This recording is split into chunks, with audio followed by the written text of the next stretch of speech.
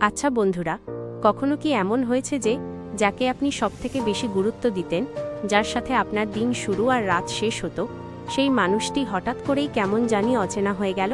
কোনো ঝগড়া নেই, কোনো বড় কারণ নেই, তাও সে বদলে গেল। কেন এমন হয়?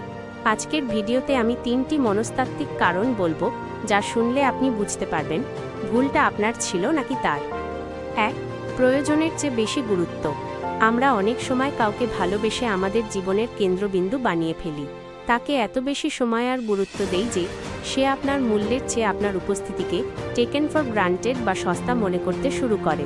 মনে রাখবেন বন্ধুরা, চিনি বেশি হলে যেমন তার স্বাদ তেতো লাগে, অতিরিক্ত গুরুত্ব তেমনি মানুষের আকর্ষণ কমিয়ে দেয়।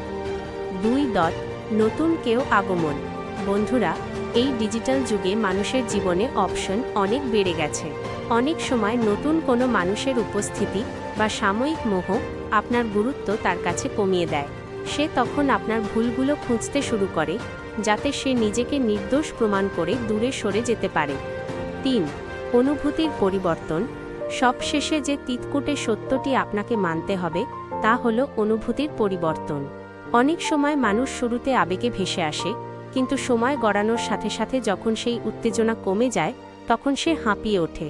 সে আসলে আপনাকে নয়, ওই মুহূর্তের আবেগকে ভালোবেসে। মানুষ বদলাবে, এটা পৃথিবীর চিরন্তন সত্য, কিন্তু কেউ বদলে গেছে বলে আপনি নিজের জীবনকে থামিয়ে দেবেন না।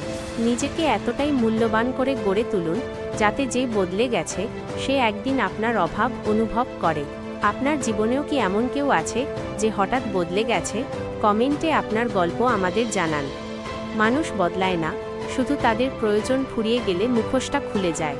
আমরা ভাবি আমাদের ভালোবাসায় কমতি ছিল, কিন্তু আসলে আমরা ভুল মানুষের কাছে সঠিক জিনিস আশা করেছিলাম। যে আপনাকে হারানোর ভয় পায় না, তার জন্য চোখের জল ফেলা মানে নিজের গুরুত্ব কমানো। মনে রাখবেন, আপনার হাসি অন্যের হাতে তুলে দেবেন না। নিজের জীবনের রিমোট কন্ট্রোল নিজের কাছে রাখুন। আপনার সাথেও কি এমন হয়েছে? প্রিয় মানুষটি কি হঠাৎ বদলে গেছে? আপনার মতামত নিচে কমেন্টে শেয়ার করুন। উদ্ধৃতি চিহ্ন।